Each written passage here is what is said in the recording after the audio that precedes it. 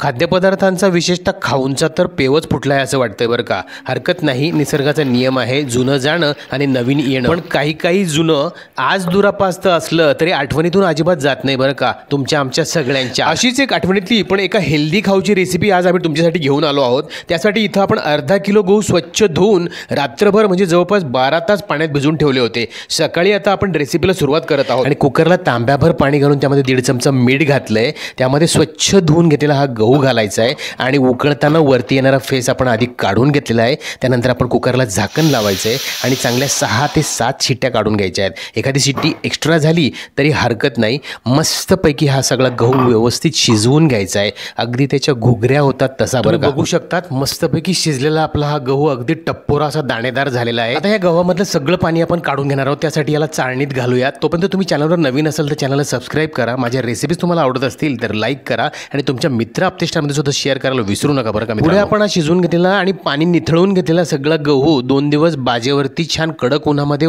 ठक्क वाळवून घ्यायचा आहे. मित्रांनो, आपण सगळी ही प्रक्रिया करून पुन्हा आपण कडकडीत गहू परत मिळवलेला आहे. बरं, पुढची प्रक्रिया अतिशय सोपी आहे पण तरीसुद्धा काळजीपूर्वक बघा.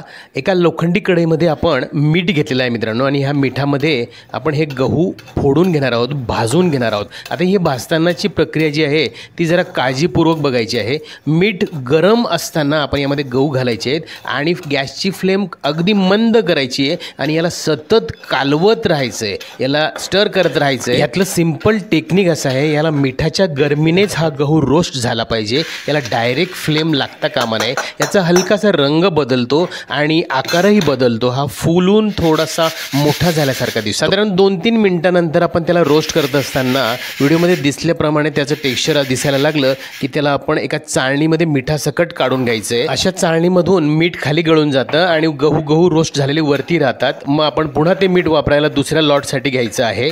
तुम्ही बघू शकतात आपण असा गहू घेतलेला होता आणि रोस्ट होताना तो तशा पद्धतीने मस्तपैकी फुलून रोस्ट होतोय. आणि हा व्यवस्थित रोस्ट झालेला गव्हाचा दाणा जर तुम्ही हलक्याच दाताखाली दाबून बघितला तर तो मस्तपैकी अगदी नरम पापडासारखा असा दाबला जातो. मित्रांनो, कुकरला शिजवताना तुम्ही साध्या मिठाच्या ऐवजी ब्लॅक सॉल्ट म्हणजे काळं मीठ जर घातलं तर आणखीन मजेदार, चटपटीत आणि हेल्दी रेसिपी तुमची ही तयार होणार आहे बरं का. स्नॅक्सची तुम्ही अर्धा किलो 1 किलोच्या प्रमाणामध्ये तयार करून ठेवा. मला खात्री आहे घरातले बच्चे कंपनीच नाही तर मोठे सुद्धा येता जाता त्यावरती हात मारतील. अहो, तुम्हाला स्टोअर केलेला डब्बा लपवून ठेवावा लागेल. तो इतका सगळ्यांचा फेवरेट होऊन तुम्ही तुमच्या घरातल्या चिमुकल्यांना ऑप्शन उपलब्ध तर करून द्या. तुमच्या घरात येणाऱ्या अनहेल्दी पॅकेट्स फूडला आळा बसलाच समजा. त्यांना माहिती आहे की ही अफलातून अशी रेसिपी आहे आणि इतकी मजेदार आणि हेल्दी रेसिपी तुम्ही तुमच्या मुलांसाठी नक्की ट्राय करून बघा. भेटूया पुढील भागात अशाच मजेदार इनोव्हेटिव्ह रेसिपींसह. तोपर्यंत बघत राहा Vaidika recipes. Thank you for watching. Goodbye. Take care.